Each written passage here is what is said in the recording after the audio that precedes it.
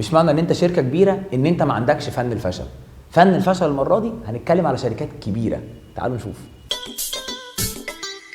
محدش يقدر ينكر ان شركه ابل من اكتر الشركات اللي اثرت في سوق التكنولوجيا وخاصه السمارت فونز في اخر 10 سنين.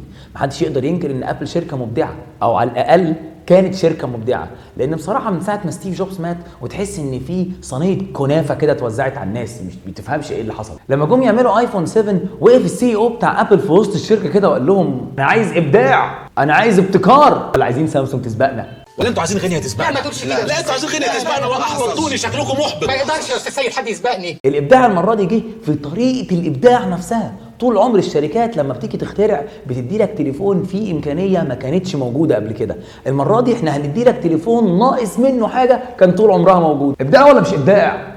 يا متعلمه بتاعت المدارس، هو اللي مش هو. اضافه للابداع بقى احنا هنشيل مخرج السماعات. ابراهيم شيل شيل الخوازيق. الخوازيق يا محمود. هنشيل مخرج السماعات. ليه؟ عشان هنبقى اول ناس نشيل مخرج السماعات. ابداع. ده حسب تسريبات ايفون 8 كمان الابداع شارر للركب. احنا هنعمل شاشه ايدج زي بتاعت سامسونج ونشيل الزرار ونشغله تاتش من على الشاشه. هتقول لي ما كل الناس عملوا كده، اقول لك حد عمل الحوار ده في الايفون قبل كده؟ حاجه كمان مش هنرجع السماعات، تتحرق. طبعا شركه زي سامسونج مش هتسكت على المنافسه الشرسه دي. وقف السي او بتاع سامسونج في وسط الشركه وقال لهم انا عايز تليفون يكسر الدنيا.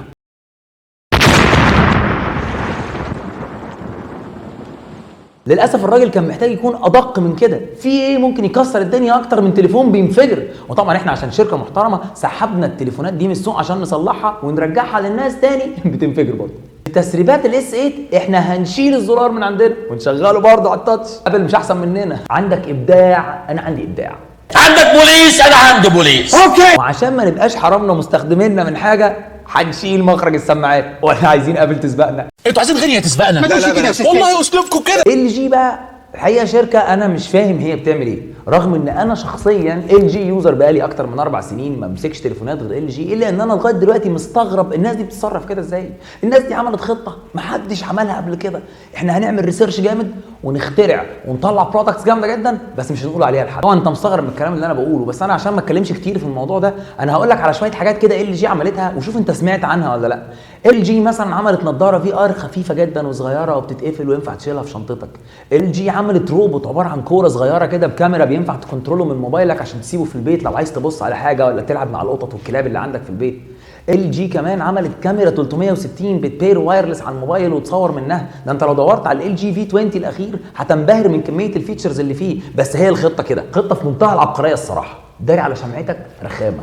جوجل بقى قررت تعمل استراتيجيه عكس ال جي تماما. احنا هنعمل حاجات عاديه جدا كل الناس عملتها قبل كده، بس هنقول عليها انها طفره ونديله اسم لطيف كده عشان الناس تحس ان هو حاجه جديده. خاصه ان احنا حصل عندنا ازمه جامده مع النكسس هحكي لكم عليها. دلوقتي احنا عملنا نكسس 4 4 انش، وبعدين عملنا نكسس 5 5 انش، وبعدين العمليه بدات توسع وتبهوأ. فجينا من الناحيه الثانيه نكسس 10 10 انش، نكسس 9 9 انش، نكسس 7 7 انش. فاضل ايه يا ابني ينفع نعمله في السته؟ نكسس 6 يا عم اعمل 2 منه. وبعدين طب يعني جوجل بيكسل عيد بقى الارقام من الاول. في نظارات في ار بتتباع في السوق على الرصيف زي دي، وبيتباع لها ريموت على الرصيف برضه زي ده. احنا هنعمل 2 زي دول بالظبط، بس هنسميهم جوجل داي دريم، جوجل داي دريم، جوجل داي دريم، جوجل داي دريم. انبهرت؟ ايه الجديد بقى؟ خالص. نيجي بقى لنوكيا.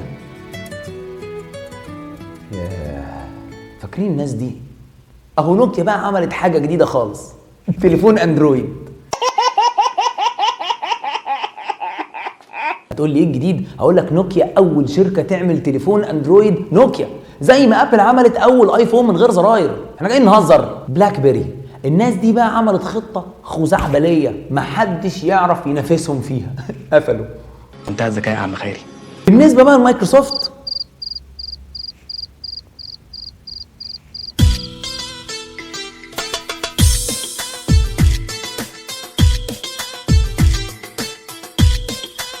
طبعا كنوع من الابداع هقول حاجه محدش قالها قبل كده في اي فيديو على اليوتيوب. يعني ما تنساش تعمل سبسكرايب واعمل شير، عشان يعني انا اول واحد يقول الحوار ده الصراحه.